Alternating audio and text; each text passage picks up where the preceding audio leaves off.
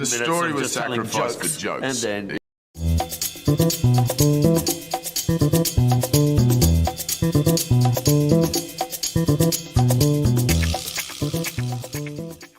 Hello, everybody. Oh, where's the music? Come on, you. There it is. What is happening, everybody? It is Monday, the end of Monday. Thankfully, right? How's everybody doing today? Welcome to Film Junkee Live on July 11th. How we doing out there? Everybody saying hi to each other? File in, kids. Time to talk some movies and some nonsense, as per usual. How's everybody doing? Make sure you smash that like, thumbs up. Make sure you subscribe to the channel. Make sure you have that notification bell on. So you know what I'm doing, the shiza. And then, of course, if you want to become a member, do all that. And then, of course, we got all the sock meds and the Patreon all down below. Trying to do more, trying to be a little bit more, active on Patreon. So, really trying to do that stuff. And, yeah, let's see what happens. Anyways, who's out there? Let's see what's going on. Hello there. We got Mr. Fear Jason, Edmund Norton. Good to see you. Bringing back Tim Semmelhock. That's good to see you. Jesse, what's up? We got Selena. We got Miss Nighthawk right here. Good to see you, staff. Plot thickens. Yeah, I mean, that guy's always like 4 or 5 steps ahead of everybody. What's going on, Selena? Good to see you. We got Mama Film Junkie here. Always good to see you, Mom. Tyler. Hi there. Who else we got? Niner for life. Saying hi to Mama Film Junkie. Ahoy, ahoy, Mr. Jason McKenzie. And then we got Mr. Ascended Ancient right there. Return of the King. Return. Let's see. Who else we got? Ryan's here. Okay. Let's see. Who else? Stephanie T. I think I didn't say hi to you just yet. Always good to see you. Let's see. Where are we at? Oh, Marcus Robertson. Marcus! What's up? Good to see ya. We got Captain Gator Girl here. We got Legend also. Cool. All right. Good to see everybody as per usual. I got a lot to talk about. Always with the Monday show, right? Lots to talk about, it's always fun. It's always fun to catch up from the weekend and everything. And yeah, second Warner Brothers. That too. Oh, just had to drop that one in there. But, yeah, we're going to talk about a little Taika Waititi or Taika Waititi. Sorry. Or Taika Waititi. I don't know. Whatever you want to call him. He's been, it's been pretty interesting when it comes to his press tour for Thor Love and Thunder. So we're going to kind of go over some of that stuff. And thank you, we got Mr. Aaron Bailey right here. Mr. Member Aaron Bailey, good to see you. Boop, there it is, basic member, 13 months. Day they're coming for the stash. Yeah, I know, right? Go ahead. Yeah, I mean, you're good at the edit. Somebody edit out the stash, make me look like Henry Cavill in Justice League. Of course, I have my Monday wine right here. I have a different wine. I got a different one because today, guys, cheers, first off. Not as good. Not as good as the normal red wine, the normal Cabernet I get, because I shopped at a different grocery store today. I don't know if you guys are aware of Sprouts, the farmer's market Sprouts. A new one just showed up in my town, so I decided, let's try that, as opposed to the normal grocery store I go to. And, just to see, because obviously it's, the food is supposed to be higher quality, which it is, grass-fed, organic, all that kind of stuff. So I got a different wine, and it's not as good as the yellowtail I get, but it's fine. It'll suffice. And, I just wanted to see how much more money the farmer's market was going to be. And, it's a little bit more. It's not going to be, I'm not going to frequently shop there because, I still got to pinch the pennies. Let's face it, the economy is still kind of shitty, It's still kind of shitty. So, but still, I'm like looking forward to, the food's going to taste better because it's all, better quality, but that's about it. Anyways, that was my day when it came to going to the grocery store during my lunch break. Okay, so now enough with that. Let's see. Yeah, we're going to talk about that. We're going to talk about article that things that are coming out when it comes to Marvel Studios, and I would say this falls under the heading of Disney when it comes to VFX artists and everything. And then we're going to talk about some numbers, some new numbers. That's right, guys. We've got some new numbers when it comes to Zack Snyder's Justice League. And then we're going to talk about a little bit more about Dwayne Johnson and something that he tweeted. And then, of course, we'll talk about Comic-Con. a little bit too, even though we talked about it on the Vodka stream, and we talked about it also on the Patreon stream. So that was a lot of fun. A lot of discussions happening over the weekend. Whoops. Let's turn that off. All right. Let's get to these tweets. All right. I thought this was cool, seeing a little behind the scenes right here. Men in Black, the first one, the best one. One of a great movie, of course. This scene right here where Jay has to think about what he's if he's going to take the job or not. So yeah, you get the shot, and then of course what it takes, and all the people that are just like standing there looking at the shot. I love that kind of stuff. Looks pretty cool. I thought this was funny. Stranger Things Season 1, Stranger Things Season 20. That's pretty funny. I like it. Obviously coming from a, shot from grown-ups right there. Happy anniversary to Midtown Comics. And look who they put right there. Mr. Cavill going into Midtown Comics to buy some Superman comic books. And look at that. He has a Trinity right there. That's pretty cool. I forgot. I don't know how long ago that was, but it had to be it was probably a few years ago. Probably, I would say maybe Batman vs. Superman time, maybe, or just, I don't know. But, yeah, that's pretty cool. It's always cool when these actors do that. And then, yes, may he rest in peace, an icon, and who died over the past, I think it was, when was it? It was on the 7th, so yeah. So cheers to James Caan. He passed away. Obviously he's been in many, many, many, many roles right here. So cheers to him. 82 years old. At least, lived a pretty full life. But, yeah, cheers to James Caan, and my condolences to his family. But, yeah, we lost another icon, man, I tell you. Crazy. It is crazy. Of course, we'll talk about that.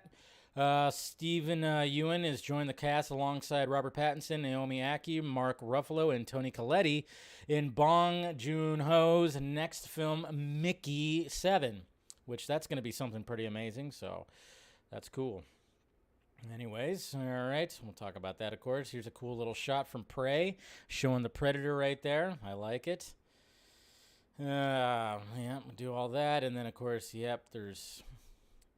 oh boy, here we go. And there's my reaction, of course. Hopefully you guys watched my first reaction. You could see it all over my face right there. My first reaction to Thor Love and Thunder. Jesus Christ. Thank God for The Boys season finale as a palate cleanser. Jesus Christ. I tell you, that's what I needed. Hey, you can get Blu-ray, Fire in the Sky. I tell you what. They aren't kidding when it comes to this description. If you guys have not seen Fire in the Sky, I mean, I don't know. Maybe audiences nowadays wouldn't get so freaked out by it, but an alien abduction tale that chills bone deep. Yes, it does. I remember watching this as a kid, and I think I had some nightmares for like a week. I don't know. Ask Mama Film Junkee. She probably had to deal with that. Yeah, Fire in the Sky, if you ever want to see an alien abduction movie that will freak the shit out of you. It's a well-made film, too, by the way. It's well-acted, well-crafted. It's a really good film. But, man, the last, 15, 20 minutes of the movie fucking freaked the shit out of me, man. I thought this was funny. If you display a Jaws, tank top right here, just take the arm off. Fantastic movie, right, Dane? Yeah. And then, yes, guys, you guys saw my little short video. If you haven't checked it out, I did a YouTube short over the weekend talking about, hey, there's some people out there that are hyping people up about stuff that's going to be talked about at Comic-Con. Don't buy into it. I hate the fact that people were sending me, did you see what so-and-so said? I went, good Lord. Stop it. But we'll talk more about that, when we get to that portion of the show. And we got our first look at we got obviously X-Men 97 right here, which I'm looking forward to. I mean, obviously they got to bring back that X-Men animated theme, right? But yeah, I know it's just like, oh shit, they added the Marvel Studios on top of it. Yeah. But of course they had to. But hopefully they has the same theme. It's got to have the same thing, right? And then you got Marvel Zombies, and you got What If, which is all going to be talked about at Comic-Con, so that's going to be cool. Metallica, they did a TikTok video where they played Master of Puppets with Eddie, so that was good. Eddie Munson, if you guys, of course, saw the season finale where Eddie decided, to distract with all the bats that he was going to play Master of Puppets, which I loved every minute of that. That was great because we didn't know exactly what song he was going to play, and there it was, Master of Frickin' Puppets. Gotta love it. We got a new director for Captain America 4, of course. When it comes to this version of Captain America, I guess they're going to get Julius Anna, who directed the Cloverfield Paradox. Now, I saw people gripe because people didn't really like the Cloverfield Paradox, and I will say when it comes to Cloverfield, the 3 Cloverfield movies we have, that was definitely the weakest. Was it full-on terrible? No, but it had issues, but hopefully we get some more Cloverfield stuff. It seems like they kind of stopped right after that when there was not so much a positive response to the Cloverfield Paradox. I was still hoping hey, I still want to see more in this world. Really digging it. I've been a fan since I saw that first teaser trailer when I saw Transformers, and we had no idea what that movie was about. That first Cloverfield movie, that blew me away. I kept on looking stuff up on the internet. This was back in 2007 or something like that. Man, it was a good time. But I don't know. It seems like JJ and Bad Robot's been kind of lazy. Well, at least JJ, right? Ugh. Anyways, yeah, we'll talk about that. I thought this was fitting right here. Somebody made a Thor Love and Thunder poster in the vein of Batman and Robin, which, yep, that does make sense. Definitely makes sense. All right, so I'm going to have to ask you guys, how do we feel about this? Okay, we've talked about Top Gun many times, and I think we've even talked about a possibility of them continuing the franchise. And according to Miles Teller, when talking to E.T., he basically said that there have been conversations with Tom Cruise about a possible Top Gun 3, and then Miles Teller was quoted on saying, "It's all up to Tom, we'll see." So how are we feeling about this? Should there be a Top Gun 3, or should they just not do it, keep the magic of the first two, because obviously the first one was iconic, and then this one just kind of brought that magic back? And I don't know, do we feel that a third one would be just a skosh too far?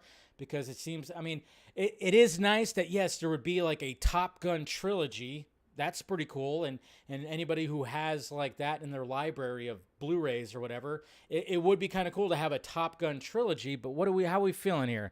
How are we feeling? Are we thinking that this is a good idea? Part of me is just kind of going no, because I don't think they can capture the magic again, because that's what was so magical about Top Gun Maverick. But part of me does want the Top Gun trilogy, maybe just one more. We're not going to stretch it out. Obviously, Tom Cruise is wrapping up his Mission Impossible franchise, but at the same time, it's yeah, but I can't really see a Top Gun franchise continue. But then at the same time, I can kind of see it continue on a streaming series if they had the Top Gun school and all that. I don't know.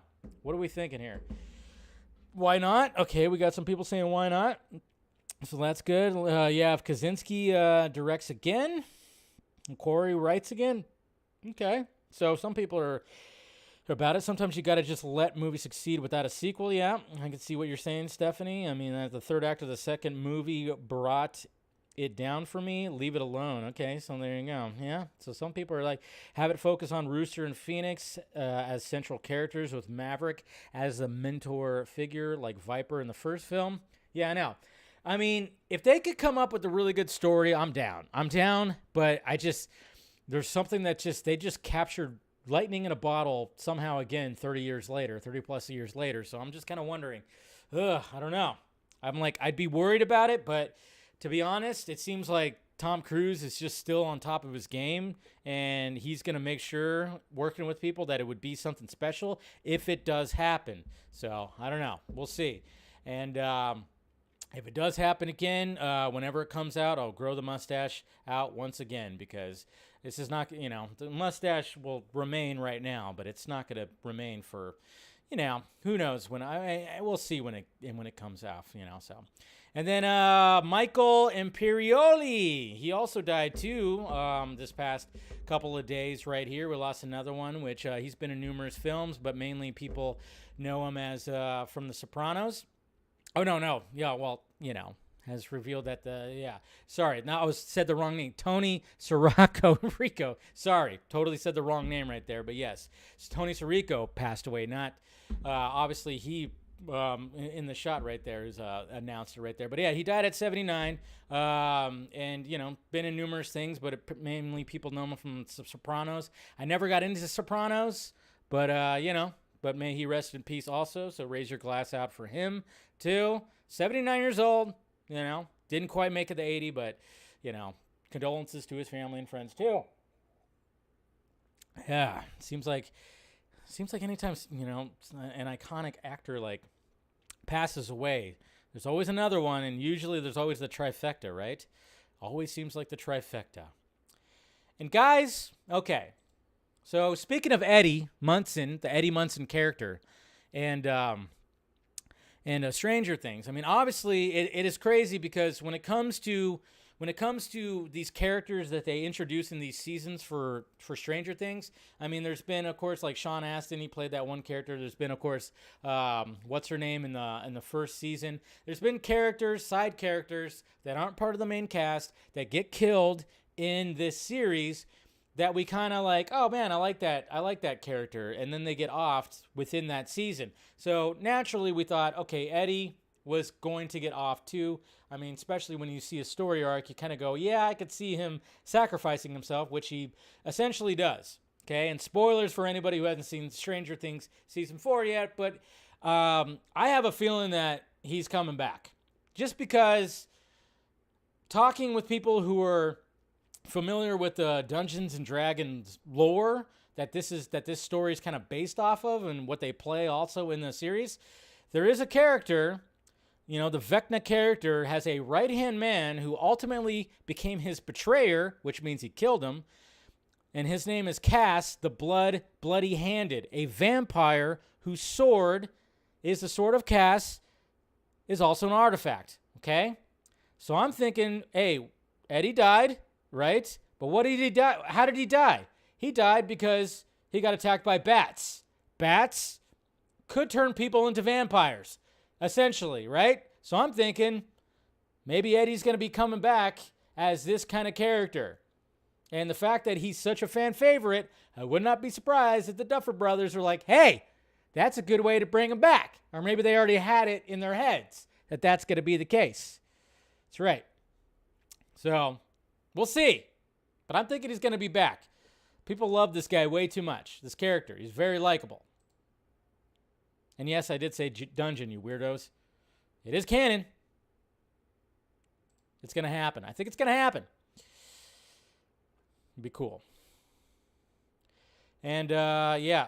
And, of course, this was me at the beginning of my Thor Love and Thunder, review. We got that. This is pretty cool right here because our lovely president who is diminishing because he's very old and has had issues with his brain. He was reading the teleprompter and read the teleprompter the way that he's not supposed to read the teleprompter. Pretty much did a Ron Burgundy, and then I love the fact that the internet works really fast, and somebody fucking put Ron Burgundy over him. Higher than the percentage of the men who do so. End of quote. End of quote. Repeat the line. Damn it. For the last time, anything you put on that prompter, Burgundy will read. Yeah. Good stuff. Sorry, I didn't have the volume turned on, so. But, yeah, I just thought that was funny. The internet works fast. Yeah, Biden, I mean, he's just a puppet. I mean, all presidents are a puppet. Come on. I mean, no matter who they are, they're pretty much a puppet. And he's a really big puppet. Because, you might as well have Jeff Dunham have his hand up his ass. Anyways. And then, yeah, we got the vodka stream right here. When it comes to an update on Rebel Moon, we have Dustin Sethamer. Has a role in Zack Snyder's Rebel Moon. He could potentially be behind the physical performance of Sir Anthony Hopkins. battle droid Jimmy. Apparently he's a 6'8" actor. So yeah, that could be the case right there. So could be the case. All right, and then of course, my Thor. I actually did a Thor rewatch over the weekend. I watched all 3 Thor movies again just to see, and I mean, Love and Thunder it's the worst one in my book, more than Ragnarok. I can't, because Ragnarok again had a consistent tone, really did have a consistent tone. Yeah, I even said, come a long way. And then of course, when it comes to Comic-Con, Keanu Reeves will attend SDCC with a panel for his comic series Berserker alongside Mattson Tomlin, who is writing the film adaptation of the comic. So Keanu Reeves is going to be at Comic-Con, so that's going to be good. That's going to be really good. But yeah, I did that. And then I made this too. Made that little short video. If only this could happen, right? If only some kind of magic would happen where you have these 2 on stage and they bring up Cavill and it's like, yep, Superman could be involved and we could have something that could potentially be a crazy little crossover in the future. But sadly, it's not going to happen. Not going to happen. But that was fun. I thought I'd just make that right there. Made that little, that was, Saturday as I was watching the Thors, And then, yes, I put on Thor Ragnarok. One of the things that's missing in Thor Love and Thunder is this guy, Loki. We're missing Loki. I mean, he's been in all the other Thor movies, and it's just, there's the dynamic between Thor and Loki has always been pretty great, and it was missing in this movie, I felt. But, what can you do? Then going back to Rebel Moon, we have some shots right here. Hey, look at that. Charlie Hunnam, will it be? That's right. We got some crew hanging out right there. There's Charlie Hunnam. Yeah, they're all just taking pictures, at at some backyard little barbecue thing. There's a pool back there. But yeah, there's some Charlie Hunnamness right there. He's going to have the long hair and the beard. I like it. And then again, look at that. He did most of the riffing right here. He did most of the riffing, so what's his name? Joseph Quinn?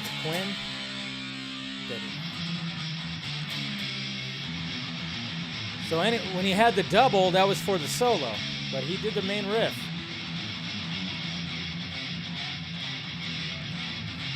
I like it. So I like the fact that, he was totally, pulling some of that stuff off, so. Anyways, okay. And then we got this right here. Here's a new rumor for the Penguin series. So, man, when are we going to start hearing more stuff about this? There's a lack of Batman content, right? We need more Batman. But apparently, there's a rumor out there. I'm not sure where it is. According to Great Phase 15, I don't know how legit this person is. But, just gauging by people who follow him, got, 3,000 plus followers. We'll see, but it does actually make sense, and this is why I was kind of like, But he says, according to Great Phase 15, Black Mask would be in the Penguin show. Take it with a grain of salt, of course. I wouldn't be surprised because I think when it comes to the Penguin show, yes, they're going to have other mob boss type people. It's going to be a mob show. It's got to be a mob show. It's the Penguin, for fuck's sake. It's got to be, there's going to have that mob mentality, and everybody's going to be, if it's continuing directly after the Batman, people are going to be, they even say it in the narration. Bruce says it in his narration at the end, where basically there's going to be a lot of people that are going to be fighting for power of Gotham after the disaster that happened in the Batman. So people are going to be fighting for that. There's no more, of course, what's his name? So, why wouldn't they do this? Why wouldn't they do this? Why wouldn't they try to fight for that power? Because obviously he was the ultimate power, and there's going to be other mob bosses going to be fighting for power. So there's going to be probably not just Black Mask. There's going to be some others, too, that are going to be fighting for the power of Gotham City. So I definitely think that that's going to be the case. So that's cool. I like that. All right. Then the Patreon stream happened over the weekend. I like it. I also like this, too. The Giants are on a 2-game winning streak. I like that. They're on a 2-game winning. You're welcome, Dodgers. Giants beat the Padres twice, so the Dodgers get a little further away in their first place rank. But yeah, I like how Crawford is doing. I don't know exactly what that is, but I like it. Yeah, I like it. And more of that stuff. And this is why we love Liz Wonder, guys. This is why we love Liz Wonder. Because she posted this video right here, and she says, living my best Flashpoint Paradox cosplay life. I think Jay Oliva would appreciate this. Flashpoint, my favorite DC animated movie. And it's like, yes, perfect. Good job, Liz. This is why I like Liz in the cosplay, because, there's some cosplayers out there that are just like, hey, let me just wear something tight and stick my butt out, and that's it. Or, wear something tight and, it's just that. No, Liz, Susie, Audie, they craft their costumes first off, like, amazingly, and then they make content like this. This is funny. If you know the Flashpoint Paradox story, this is funny. And the fact that she's jumping around like that, so good on Liz for doing that. Love that. It's more to cosplay than just wearing something tight and sticking your butt out. That's right, kids. And then this is, speaking of Mr. Joseph Quinn right here. He was at the Show Masters Comic-Con, and a fan was just totally appreciative of his character, and he brought him to tears. Why'd you do that? Yeah, so, man, everybody's just loving his character. So there's no way that he's not coming back. There's no way that he's not coming back, so I love it. I absolutely love it. And then, hey, here's Hill Valley right here from Back to the Future, The Ride. That's pretty cool. Models, man. Practical. And yes, we're going to be talking about this, but yeah, fuck this. Fuck this title right here from IGN. Sorry. Well, first off, they spelled Snyder wrong, and I love it. They're like, sorry, Snyder Cut fans. Thor Love and Thunder and Taika Waititi has no interest in a Waititi cut of the latest MCU film, as he believes director's cuts are not good. Well, first off, do a spell check, you dicks. And no, I don't think any Snyder Cut fan really fucking cares about a Waititi cut. And we're going to talk about that more. I just love that. Jesus Christ. Love that. I love that. Just great. And then here's an interview from Zack talking about movies and making these movies. So this is pretty good right here. So listen to Mr. Goat right here, Mr. Zack Snyder. Don't take this question the wrong way, but who do you make movies for? Is it your family? Is it your kids? Is it fans? Is it as mass audience as you can get? I have not changed. I really make the movies for myself. I really, really do. For no one else, or just sort of like what you ultimately want to see in them? Yeah, I think so. As a fan, what I want to see, yeah, you only have the benchmark of yourself. Like, if you ever try and make a movie for someone other than yourself, I feel like you're gonna blow it, because you don't know how anyone else is gonna feel. Right. So you go, okay, do I find that emotionally real? Do I find that interesting? Is that the Krypton I want to go to? Is that the Superman I want to see fight? Those are the questions you ask yourself constantly. Right. And I think once you, if you're constantly answering yes to that, then you'll end up the film will end up being more interesting to you. And ultimately, the film being interesting to you allows you to make the movie better, because you're interested. Right. If you make it for someone else over a 2-year period, you're just gonna not give a shit at some point, because you're just like, I don't give a fuck. Gee. This is not my movie. I don't. Sounds like somebody current. Because I made it for someone else. Exactly. Making a film for somebody else. No, that's not the Zack Snyder way. That's why we love this. And, he tried. He tried when it came to the CBM world, and they kept on trying to change it. They kept on giving him notes. They kept on doing all this kind of stuff, and it was horrible, but at least we got that beautiful fucking trilogy, that Zack Snyder's Justice League trilogy. Hopefully, yes, maybe we'll get some more in the future. I mean, that's always up in the air, very much so. But I'm glad that we got that trilogy, and now he's making his movies that he wants to make for himself. And he knows that people are going to like it, because, he's got a very big fan base, and it's going to be something special when it comes to Rebel Moon, and continuing on, of course, with the Army universe as well. Can't wait. But that's a good, old video right there. And, yeah, he has a good butt chin, too. Yeah, he does, right? I think it's a little bit better than mine, possibly. I don't know. Yeah, we got Batman the Fanimated. Hopefully you guys check that out. The Samaritan coming out. Another, hey, yo, I got a new movie coming out. That's right. 25 years ago, the world's greatest hero vanished. And that's me, the Samaritan. That's right. Look at the reflection in the water right there with the puddles. That's right. It's going to be good stuff. You gotta watch it. Yeah, you know. I'm looking forward to it. Sylvester Stallone, why not? Guy's in his 70s and still kicking ass. Still kicking ass. He's right. Isn't he like 70 years old, or is he like in his late 60s? I can't remember. And there's another poster. It's right. It's what I used to look like. It's Samaritan right here. I kick ass. Now I wear a hood. Yo.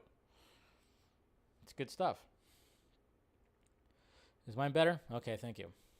When it comes to the boys right here, according to writer Eric Kripke, he said that season 3 storylines will hand off into spin-off series Varsity. Says him. He says season 1 of the boys' college set show will then set up a new storylines that will get picked up in season 4 of the boys. So we're gonna have a spin-off series. We're gonna have a spin-off series called Varsity when it comes to like for soups in this world. It's gonna have a spin-off. So we're gonna have some more of the boys, hopefully sooner than later, and then we'll go right into season 4. So that's exciting right there. That's good. And I'm all set. I'm all set for this. Did you guys see this trailer for the Day Shift starring Jamie Foxx? It's got Snoop Dogg in it too and Dave Franco. It's a vampire movie from the guys who brought us, of course, John Wick. Looks really good. If you haven't checked out the trailer, yes, really good stuff. Vampire hunting looks like a lot of fun. Looks like crazy action. And, looking forward to that. And then, of course, we're going to be talking about Dwayne Johnson, and you better believe he's going to be promoting Black Adam right here, but mainly he's going to probably be promoting Super Pets. But apparently, when it comes to Discovery, Jesus, look at those veins. Shark Week is coming, and I guess Dwayne Johnson's going to have something. So, there you go. Look at all the sharks. How many sharks did we say we needed? Jump in, I dare you. No, but yeah, Shark Week, Dwayne Johnson is going to be doing something. Even the Impractical Joker is going to be doing something with Master of Ceremonies. He's going to be the Master of Ceremonies, so there you go. Doing things. And then, of course, we had a new trailer for Harley Quinn Season 3 arriving on July 28th. Cannot wait. Maya Hawke, she's going to be starring alongside her father, Mr. Ethan Hawke, in a movie called Revolver that follows a Beatles fan who tries to break into a hotel the band is staying in. So that'll be interesting. So Miss Maya Hawke right there, who has become a fan favorite because of Stranger Things, going to be starring with her dad. When is she going to star with her mom, though? That'll be the next thing, right? That'll be cool. And we'll talk about that, too. That's something that's part of it, part of the stuff. I like this shot right here, Batman Begins. This Friday, if you haven't seen The Black Phone, guess what? You're going to be able to watch it at home on demand. Really good movie. Speaking of Ethan Hawke, he's a fucking creepo. Loved him in the movie. Please watch it. Support that film. It's really good. Scott Derrickson, like that. Halloween Ends trailer is coming. It's coming. Apparently, it's only 1 minute and 16 seconds, so more of a teaser trailer, I guess you would say.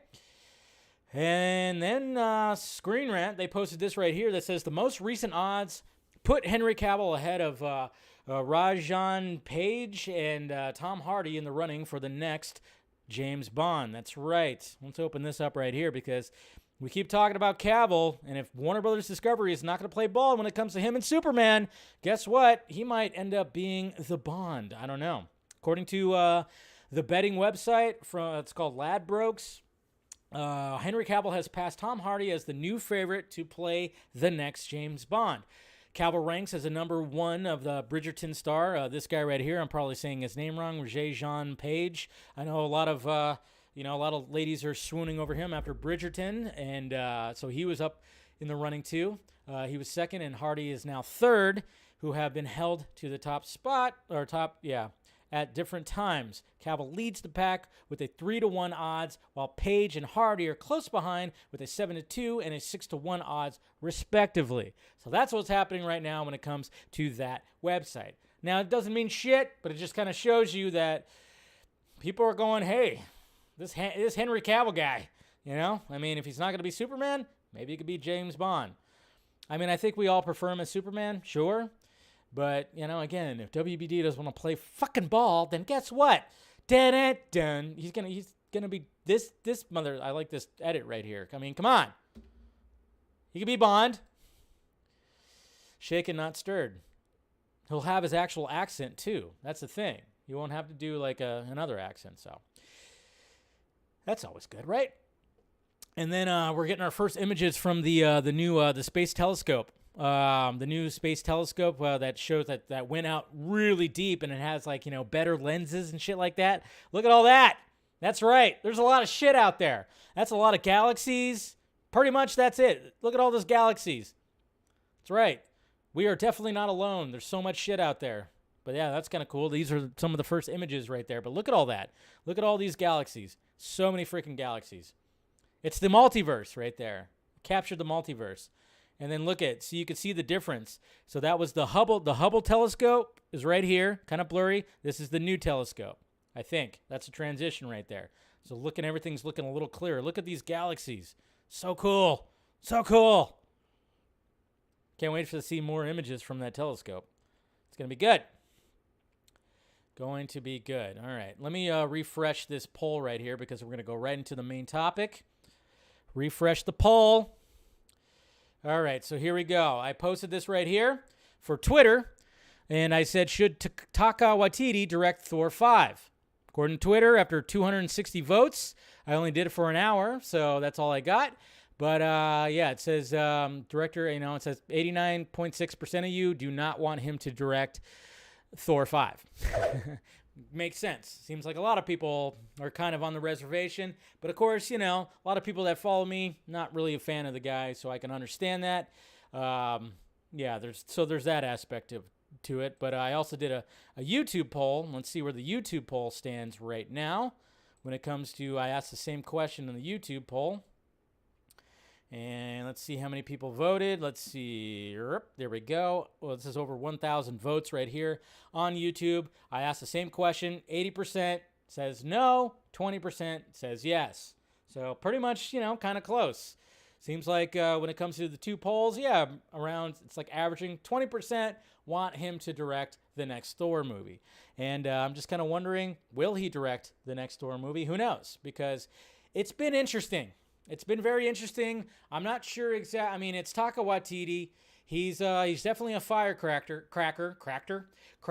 and I'm not sure exactly why he's taking the approach that he is, and he's just not giving a shit. It almost seems like, again, after watching Thor Ragnarok and going, yes, there's still things I do not really like about this movie, but there are things that are pretty damn. The Valkyrie scene is very beautiful. When that scene shows up and the way they shot that, it is very beautiful, and there's consistencies in there. Not to mention, Valkyrie is actually a really cool character. In Thor Love and Thunder, not as much. She's underutilized. And in Ragnarok, she was great. She was actually pretty fantastic. Yeah, the jokey side of it, whatever. But at least she was actually doing a lot of badass shit. So I was like, okay, the consistency and the tone. And it's like, okay, you actually it felt like he took his time with that. When it comes to Love and Thunder, it almost was like, all right, well, we could just do this and do that and do this and blah, blah, blah. And when he's answering questions during these interviews, I mean, he talks about, I mean, we'll get to that, but yeah, I guess we'll just get right into it. But one of the main things that a lot of people that were, when it came to all this, do I have it set up? Oh, I don't think I brought it back up. But let's bring this back. Let's see here, because if I just type in his name, it's going to be right there. It's this, you know, it's this video right here from Variety right here. It's basically, you know, this is the thing that was getting tossed around this weekend, where people were getting kind of pissed at him because, I mean, essentially it's it's him and Tessa Thompson who they're poking fun at this shot right here when it comes to on the light sometimes. When it comes to Korg, who he plays, of course, and the lighting is all off, and he's kind of poking fun at it, and you're kind of going like, wait, what the fuck? You're poking fun at that? Wait a minute. Well, why the hell is that the case? Why is it that your movie, you're going, wow, yeah, that shot didn't turn out that well? And it's like, well, didn't you actually look at it? What happened? Like, what's going on? And it just kind of makes you lead to the conclusion that they really just thought, all right, We got Chris Hemsworth. We got Natalie Portman. It seems like whatever we do, doesn't matter. People are just going to fucking watch it, which they did. Sure, they did. But I love it when I saw, like, you know, MCU fanboys having fucking meltdowns when people were pointing out how shitty some of the fucking VFX looked. The volume scenes look like shit too.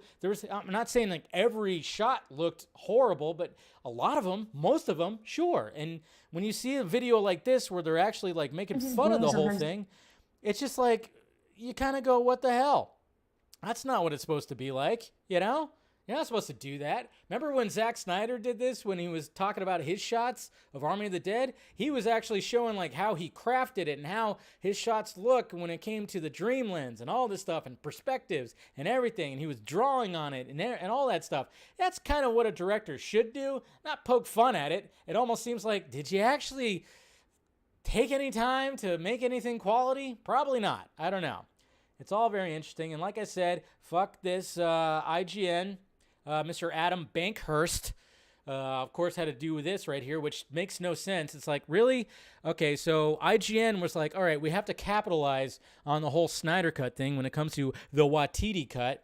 And instead of just posting about what he did, the very first line had to be like, sorry, Snyder Cut fans, but director Thor Love and Thunder director Taika Waititi has no interest in... and, of course, having a cut right there because he says director's cuts are not good. Yeah, that's good. That's also good right there, right? You have a director right here that has a big movie that's happening right now, and then, of course, they ask him, would you ever have a cut, a director's cut of your movie? And he goes, no. He flat out just is basically saying that no. He said, this is the quote right here. He said, I've been thinking about director's cuts. I watched director's cuts of a lot of other directors. They suck. That's right. Just flat out, they suck. Director's cuts are not good. Directors need to be controlled sometimes. And if I was to say, want to watch my director's cut? It's 4.5 hours long. Ooh. It's not good. And 4.5 hours, there's a lot of cup and tea breaks in there. You don't even have to pause it. So there you go. And it's almost like he's throwing little shade at a certain thing, right? Which is interesting. That's pretty funny when it's like, oh, yeah, have you seen some of his shots? Yeah. Anyways, so yeah, he's saying that director's cuts are not good and directors need to be controlled sometimes.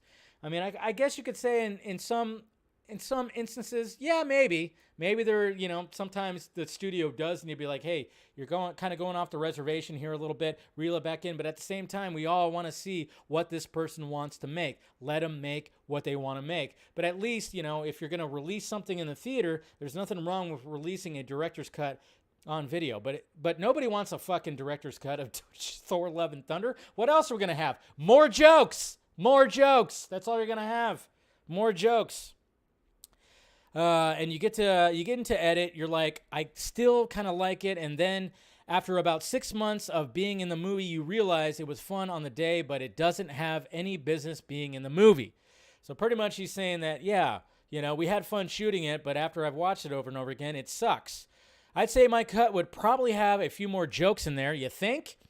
There might be a couple of deleted scenes, but as I always say, a scene is deleted because it's not good enough to be in the film. I think the deleted scenes section on the DVD, not that they use them anymore, should just be a list of scenes and no links so you can't click on them. So he doesn't even want you to see them. And what's funny about this is the fact that when we go to this article right here, we talk about like there's certain scenes that were cut out when it came to, well, first off, you had apparently a whole different version of Russell Crowe's Zeus who did a different accent. He did a different accent.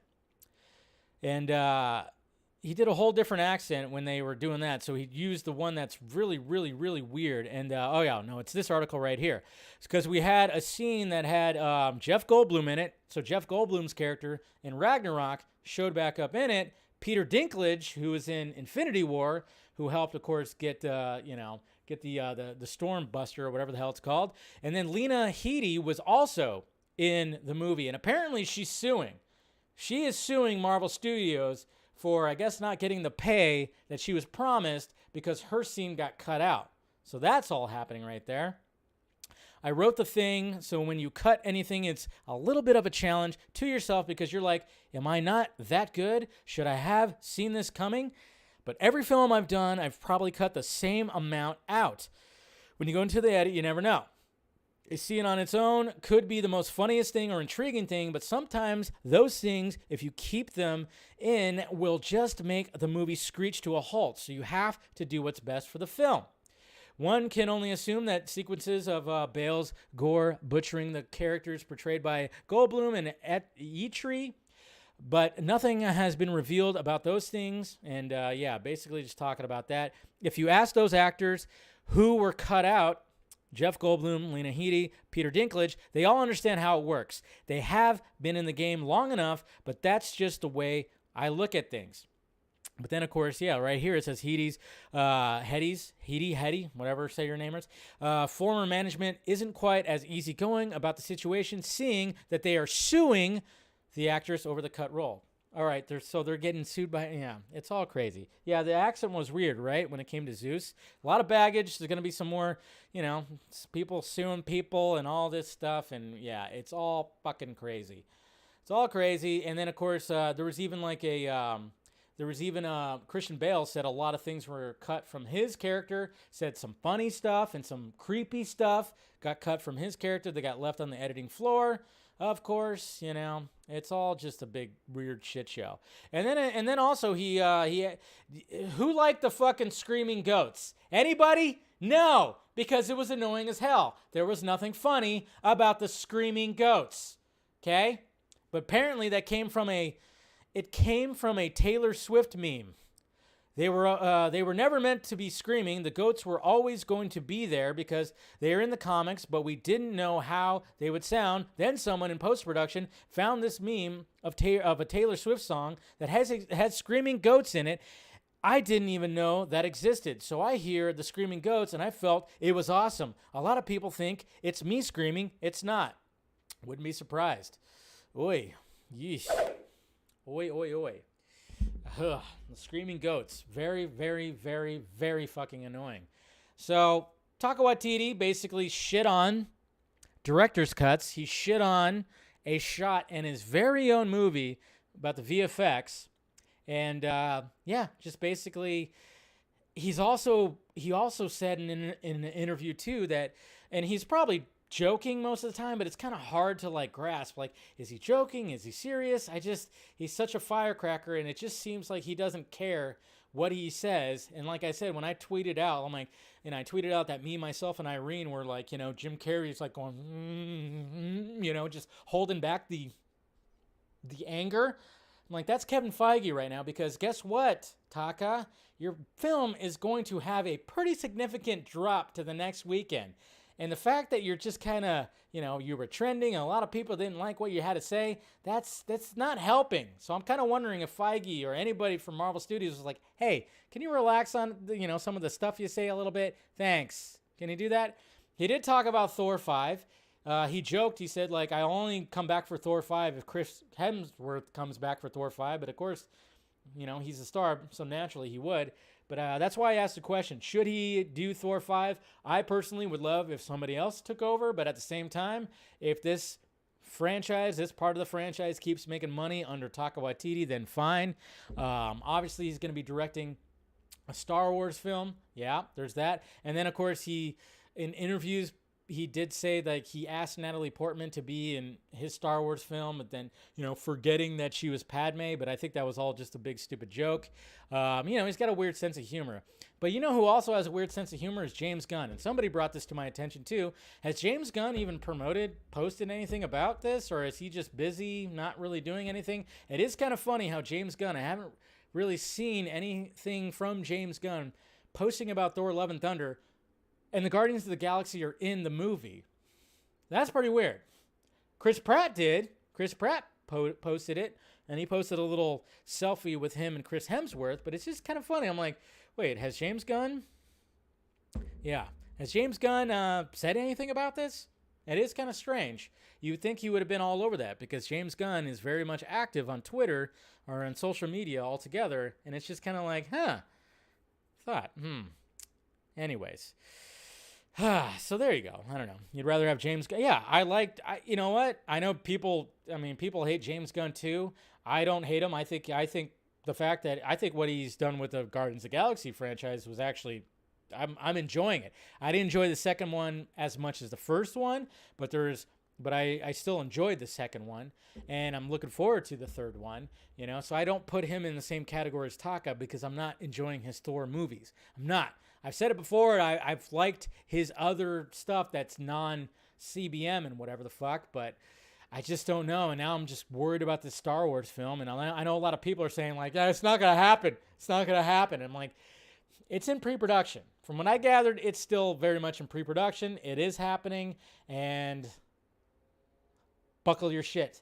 Buckle your seatbelts. It's happening, guys. It's definitely going to be happening, so cheers to that, right? Oy. So yeah, Taika, I don't know.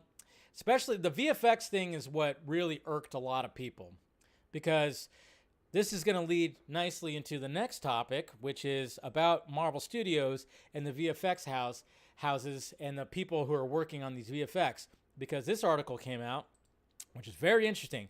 It's like weird timing that this is the case right here, but yeah. This article right here from The Gamer says, VFX artists are refusing to work with Marvel due to stress and unrealistic deadlines. VFX artists are speaking out against Marvel, with many refusing to ever work with the entertainment giant again. This comes as artists share accounts of unworkable deadlines and immense pressure leading to stress and unsatisfactory final products. And we've seen how some of this shit looks so bad. Many have requested to never be put on the Marvel project again, saying that the studio has the worst VFX management out there. These allegations have been made on the subreddit VFX, with artists across the industry sharing their negative experiences with the company. Almost no one in the subreddit has a good word to say about the employer, with many saying that the money and the star power aren't worth putting up with poor working conditions. In the thread titled, I am quite frankly sick and tired of working on Marvel shows, Reddit user independent AD419 expressed their frustration with the studio. Marvel has probably the worst methodology of production and VFX management out there. They can never fix the look for the show before more than half the allocated time for the show is over. The artists working on Marvel shows are definitely not paid equivalent to the amount of work they put in. Others in the replies are quick to agree. On Thor, they ask for a complete mini-sequence 2 or 3 weeks before deadline. This is from somebody named SamFX 2015.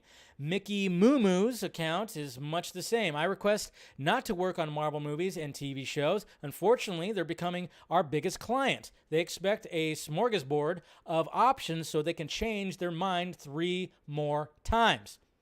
Those who haven't been able to avoid working with Marvel confirm that it hasn't improved in recent years. I'm on almost 3 years straight of Marvel. Welcome to the seventh level of hell, someone said. Another user put that there. Black hole of sleep deprivation and eating bad. Another thread from 3 months ago contains even more damning accounts of what it's like to work with Marvel. These allegations are shared with another VFX artist who was disappointed to lose out on an opportunity to work with Marvel, something their industry peers reassured them was no great loss. I'm on my 3rd Marvel project in a row and literally just woke up 5:30 a.m. on Saturday with stress going, I don't want to do this anymore. This is from somebody named Randver. It's 6 a.m. now, and I am making a reel to apply someplace that has projects other than Marvel because I can't do this anymore. Let's see, another one right here says, Marvel has seen grown men punch walls and throw monitors from stress. I broke down a couple of times and have seen the strain it can put on marriages. But hey, the money was fantastic. Fuck Marvel as a project, and credit name is not fucking worth it. So there you go. I'm not going to read. Well, okay, we'll read the last one right here from this person. I'm not even going to pronounce that name. It took me over 6 months to recover from WandaVision's crunch. It's not worth it, not when there's better run projects that look just as good out there. So somebody who worked on WandaVision. not too happy with it. And then this is kind of funny right here because look at this. This just shows you right here. This is why these VFX houses are being stressed to the max. Look at how phase 1, phase 2, and 3 is compared to phase 4. The TV shows, the introduction to the TV shows has added more stress when it comes to this. Look at that. The phase 1 was 12.4 hours of content. Phase 2, 6 films also, 12.7. Phase 3, 11 films, 5 more films, 24.9. Phase 4, 6 films so far, 7 shows, 49.5 hours. It just shows you right there. More. Quantity over quality. That's what's happening. And then I even reached out. I've even talked to somebody who's, who works on VFX and like, have you heard of anything like this?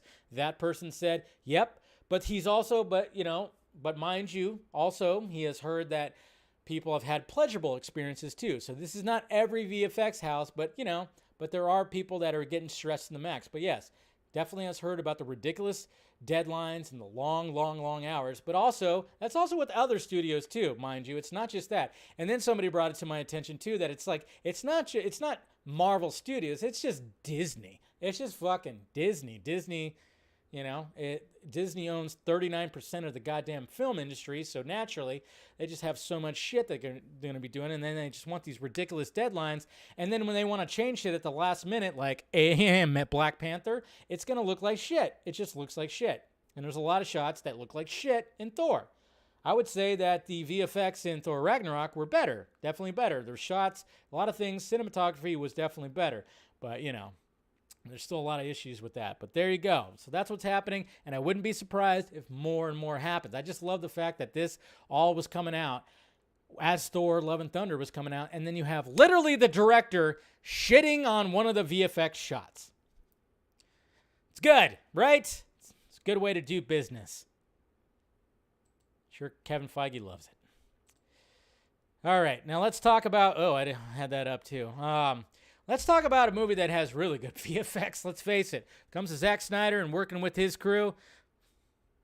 It's pretty good. Now, they worked long hours. Let's just say. I mean, I remember I had Brian Hirota, I had DJ on, and they talked about how it was it was a photo finish when it came to doing Zack Snyder's Justice League, restoring what was already worked on and then finishing some of that stuff.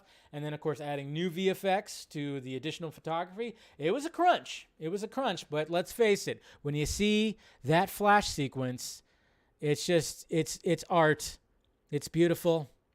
It should be painted on a ceiling of a church. It really should. It's pure fucking art. It's pure art. But it's just because Zack knows what he wants and knows how to work with his crew. That's what he did. But yes, we have new numbers, guys. We have The Insider that brought up this article right here that crunched some more numbers when it came to in-demand streaming. From Justice League to Encanto, the most in-demand movies of the last year show how box office isn't the only measurement of a movie's popularity. Duh.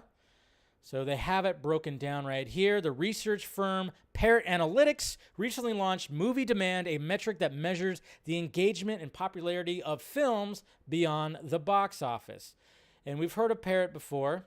So basically when it comes to here, Parrot Analytics, how its demand measurements reflects blah, blah, blah, engagement. The company provided Insider with a list of the most in-demand movies from July 1st of 2021 to June 30th of 2022. So this is what's happening right there. The movies are a mix of theatrical exclusives, streaming exclusives, and the movies that were released simultaneously in both formats. So number 10 was Encanto right there, and it had a 36.95. Black Widow, 37.66. And there's Zack Snyder's Justice League. Number 8 when it came to that with a 36.95. Luca, of course, 38.81. Godzilla vs. Kong, a little better, 39.46. Turning Red, of course. A lot of people watch that on streaming, which kind of makes you wonder, like, why didn't they put Lightyear on streaming? It would have probably done better. The Batman did fairly well, too, with 41.31 demand ranking right there. I know people are saying like, hey, what? Yeah, there's people, certain people want to say that movie bombed. Thank you, Mr. Aaron Bailey, for the $1. Appreciate that. Eternals did fairly well. 41.95. Venom Let There Be Carnage was number 2, 45.97. And then, of course, naturally, Spider-Man No Way Home, 99.97. Breaking the data down by quarter reveals more movies that consumers heavily engaged with, even if they underwhelmed at the box office. So this is other stuff, too, when it came to quarter 3. And yes, underwhelmed at the box office, these movies right here. And this is where everything's rearranged. Zack Snyder's Justice League still number 8 right there. So still in the top 10. Suicide Squad, though, makes an appearance right there when it comes to streaming. When it came to quarter 3 of 2021. Mortal Kombat, of course, makes its appearance in number 10 right there. Interesting. And then, of course, Space Jam also as well. F9, the Fast Saga. Yeah. Q4 2021 showed the power of theatrical window and driving demand, and reflected studios' shift back to embracing the window, as over half of the most in-demand movies were exclusively in theaters. Exclusive! So we have in-demand movies, quarter 4 2021. This one, Venom, actually took the number 1 spot. Interesting. And look at Zack Snyder's Justice League just holding that number 8 spot. Number 8, still in top 10. That's all we can ask for, I guess. But then, of course, we have Dune. We have No Time to Die. We have Shang-Chi right here. So it's very much holding up right there. And then it says the first quarter of 2022 was dominated by Spider-Man No Way Home, of course, the biggest movie worldwide, blah, blah, blah, blah, blah. So, of course, naturally, that was number 1. But guess what? Quarter 1, 2022, guess what got bumped up 2 spots? Zack Snyder's fucking Justice League. That's right. Look at that. Beating Godzilla vs. Kong, beating Venom Let There Be Carnage, and beating James Bond. Not too shabby. Batman. The Batman, of course, number 4. So, hey, it bumped up. It bumped up. You love to see it. You love to see it. Demand in quarter 2. This shows word of mouth can drive demand, not just box office returns. The Northman. Disappointment. But guess what? The Northman right there. Right there. Now, in quarter 2, we don't have Zack Snyder's Justice League, sadly. A lot more movies came out, but look at the Batman. The Batman bumped up to number 2. Then, of course, we have Multiverse of Madness. It's word of mouth. Oh, this is theaters. This is because this is theaters, right? But was a high demand, suggesting it could be. Okay, this is potential. Sorry, this is potential of what, because obviously Top Gun Maverick, not there yet, but this is like the potential that we haven't got these numbers yet. So Zack Snyder's Justice League still might be in quarter 2 numbers. So don't worry too much. But there's a potential that, movies like The Northman will get a second life when it comes to streaming. And then, of course, Everything Everywhere All at Once. Hopefully that gets some good streaming numbers too, now that that's out. So there we go. So we'll see. But it's just nice that the numbers that we have since last year, Zack Snyder's Justice League in the top 10, mainly in the number 8 spot, and then it got bumped up at the beginning of this year to number 6. So it just kind of shows you right there. And I love the fact that the Batman is holding also strong streaming numbers too. So cheers to that, guys. That's right. Good shit. I wonder what Thor's going to end up getting when it comes to streaming numbers. All I know is it'll look better on a smaller screen. Yeah, that's something Taika Waititi would probably say. He'd be like, "Oh yeah, Thor, Love and Thunder. Oh yeah, bro. Yeah. Look better on on your smaller screen. Look better on your phone, actually. Thor, Love and Thunder will look better on your phone. Would look better on a fucking Game Boy Color. Anyways, let's see here. Dwayne Johnson. So Dwayne Johnson. Let's pull up some stuff here when it comes to Dwayne Johnson. Rewatch the original Thor and see how far we've come. Tell you, it's crazy. It really is crazy how far we've come when it comes to the original Thor. Thor, and watching even Thor, The Dark World, it's still kind of all right, but it's not all bad. There's just some spots that are just like, what? What was that? Yeah, but it's not all bad. I'm sorry. I'm trying to find on my Twitter section here. Where are you at? God damn it. I'm probably just going to have to look. I might have to search for it in a different way. Come on. Really? I know. Where are you at? Sorry. Trying to find. There it is. So this is what a lot of people are talking about right here. We got this response right here to, to cut Ayer right here. Obviously, we heard about this right here. We got Dwayne Johnson. All ages, get ready because the rumors are true. Get ready because the hype is real. Saturday, July 23rd. San Diego, California, stand up. Comic-Con, get ready, stand up, because guess who's coming to town? The most electrifying man in all of the DC universe. Raise that eyebrow. Is coming to town. See, you thought I was going one way with The Rock. No, I didn't. I went this way with Black Adam. They're both the same men. Yes, That's we know. Right. The most electrifying man in the DC He didn't really universe, write this out before he posted it. The ruthless It's okay, one. still doing the good. Man in Black himself, Black Adam, is coming to Comic-Con, and I cannot wait. Look, you guys know me. You guys know that anytime I do an event like this, my main goal and objective is to always create something so special and unforgettable for you guys, the fans. Please, and I think we're lining up an incredible Black Adam appearance. Black Adam is bringing gifts for all of you. And I'm also bringing the JSA, the Justice Society of America. That's cool, Noah too. Centineo, Quintessa Swindell, Aldous Hodge, our great director, Jaume Collet-Serra. You guys know how Comic-Con Pierce works. Brosnan, I hope, too. All H. Saturday, July 23rd, all 6,000 tickets are going to go just like that, so get there early. I will see you then. Finally, the Man in Black comes home to Comic-Con. Let's fucking go. I'll see you then. He's hyped up on his energy drink. But I love how the Ayer cut right there said most electrifying one in the DCU. Has Black Adam seen what fried Dr. Brains look like? And then he responded with this, which was like, whoa, look at him getting a little feisty. Now, it's kind of funny because obviously we shouldn't take this seriously at all. Not at all. It's just Dwayne Johnson being Dwayne Johnson. I mean, he literally goes no because Black Adam doesn't give a fuck. And it was funny because, yeah, some people were like, what the hell, man? I'm like going like, hey, relax, okay? Dwayne Johnson is promoting his movie, and obviously when he's posting videos like this, obviously he's it's not like he doesn't see that people are blasting, social media with restoring the Snyderverse or release the Ayer cut, which, do whatever you want, that's fine. But the fact that he clapped back like that, it was like, whoa. Interesting, but don't take it seriously. People were taking it way too fucking seriously. I was like, what the hell? I was having conversations with people that were taking it way too seriously, and I'm like, you shouldn't take it seriously. Come on. I mean, first off, do we actually think Dwayne Johnson wrote this? No. He's got people. People wrote this. He didn't write that. But at the same time, it's like, who the fuck cares? So, yeah, we had that.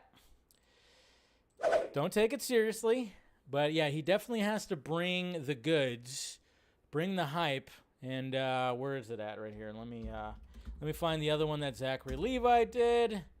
Shazam. Where is it at? Right there. There's Zachary Levi right here talking about it.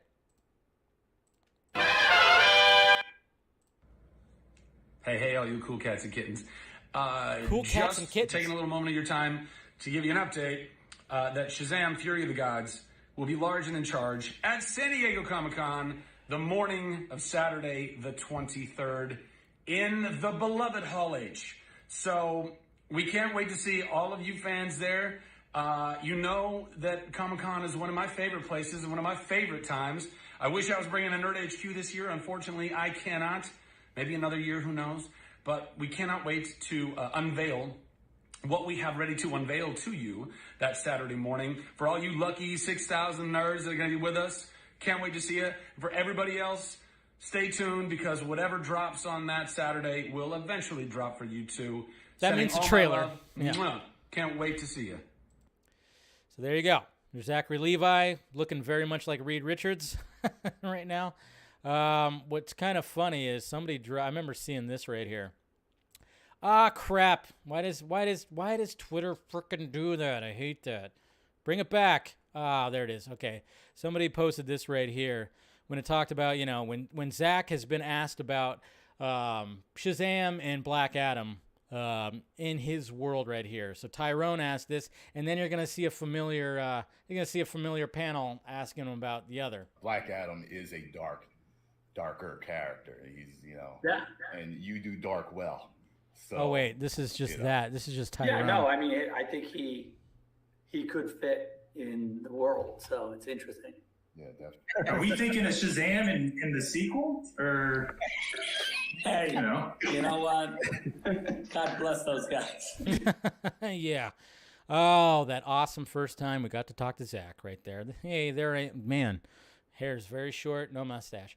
Yeah, God bless those guys. We all laughed at that. That was when that was after DC Fandom, the first DC Fandom, when he showed up and talked to us right there. That was pretty cool. But it is interesting that those two questions, because he was all about Black Adam, and then of course he said God bless those guys when it came to Shazam. But he liked Shazam though. I don't know. I think he said that on one of my streams or something else. I remember he likes Shazam, and Shazam's it's a good movie. I like it. It's enjoyable. It's fun. It's a good Christmas movie. It's a good. I don't like the stupid headless Superman. No, I hate that scene. I wish they cut that shit out. But I like David Sandberg. He's becoming one of my favorite directors just because he's just so fucking likable, and I like what he's done with like the films that I've seen, which has only been really just 2, maybe 3. Anyways, I don't know. But yeah, so there you go. Zack's the GOAT. Definitely is. But I love how he said, like, God bless those guys, because it's like, could Shazam actually exist with his heroes? That might be a stretch. But could Black Adam, he basically was like, yeah, we could. Definitely could. So there is that. That's why, we'd want to see, bring Cavill, get him back, and then have some kind of fight when it comes to them three. I don't know. They could really do something special when it comes to Comic-Con, and hopefully they do. Levi and Johnson have to do something where they stare each other down. Something's going to have to be the case. They really got to hype up their movies, and, the fact that they're only like 2 months apart, it just has to happen. Okay? Just has to happen. But yeah, how fucking, just Jesus Christ, if Cavill just showed up on, oh my God. It would just be like, what the? It would blow up the internet. But again, negotiations and all that shit, that's what fucks it up. That's what fucks it up. It's the only thing that fucks it up.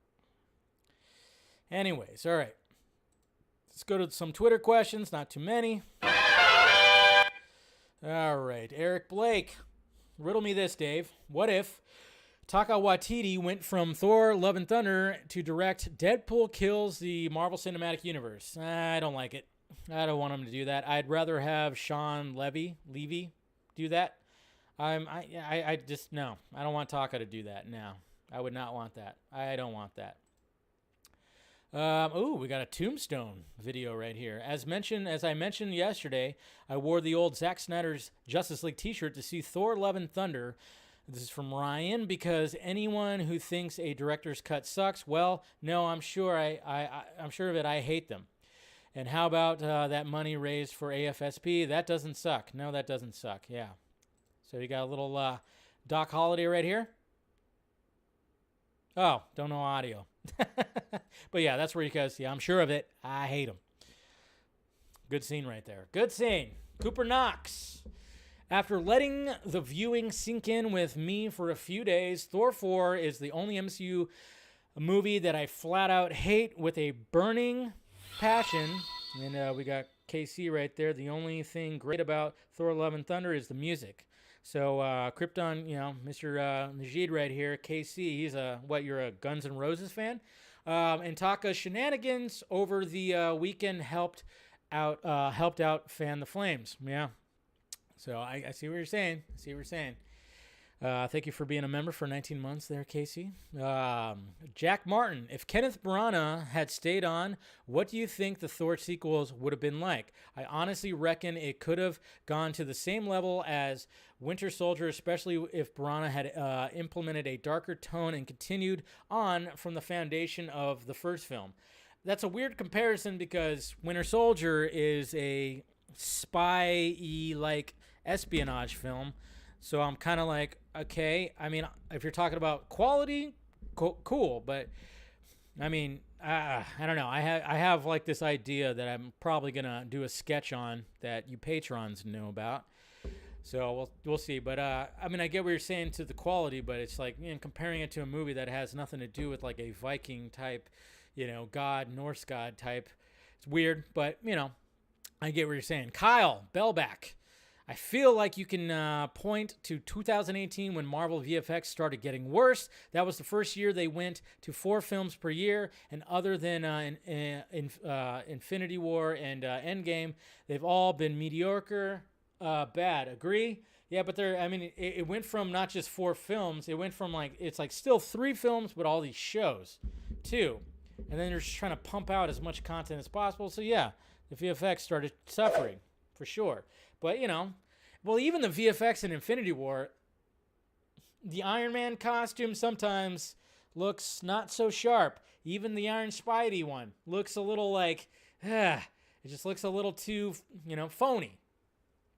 So even Infinity War, as much as I love that movie, I love Infinity War, it's definitely takes a nice little turn when it comes to some of this stuff, but sometimes, even the VFX there are a little, okay.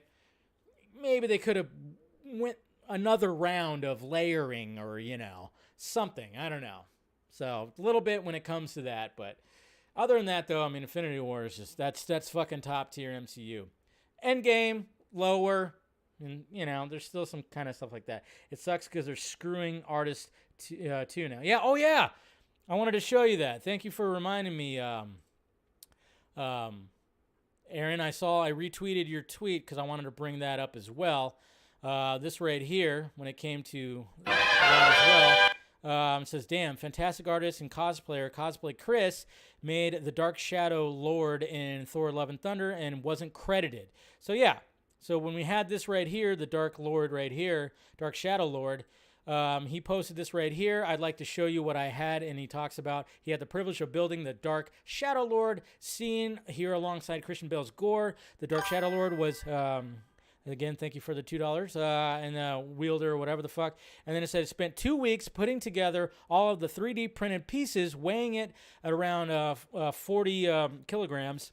And PLA plastic. Once the pieces were joined, I patched, seamed, and added skin texture all over the surface. He's then primed for painting to be done by someone else.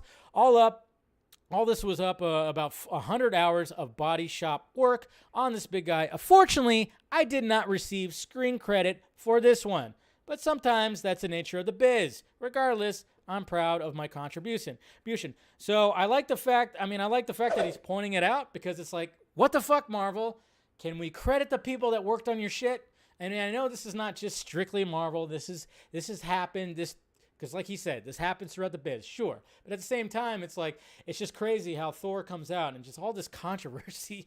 We got, there's some lawsuits that are going to be involved, the VFX shots and the VFX houses and all this stuff. But then you also have a cosplayer who helped create a costume, did not get credited. And it's like, come on, Marvel, what's going on here? Oh, man. They're going to have to shape up. They're definitely going to have to shape up. And we'll see what happens when it comes to all of that. All right, guys. That's Monday's show for you. Thank you guys for spending time with me. Make sure you smash that like, thumbs up before you leave. And hit that notification bell so you know when I'm doing this stuff. You got all the sock meds down below, all this stuff, the Patreon, everything. Everything's right there. Everyone just go watch Elvis instead, like Nikki just said. It's a great movie. I support it. Although I wish they included that scene where Forrest Gump taught him how to dance. That's a stupid meme I saw earlier today. I was shaking my hips. Yeah, remember that? That was great. Yeah, I feel like I got a little boogie in my nose. I'm trying to laugh. Ugh. Anyways, smash all that. I'll see you guys tomorrow. Always fun. And let me make sure I got all the stuff here. All right. Yeah, we'll see you guys tomorrow. Same Junkee time, same Junkee channel. Talk to you later. Hey, there it is. It popped up finally. Look at that. Thank you. I appreciate that. You guys are awesome. All right, guys. Talk to you later.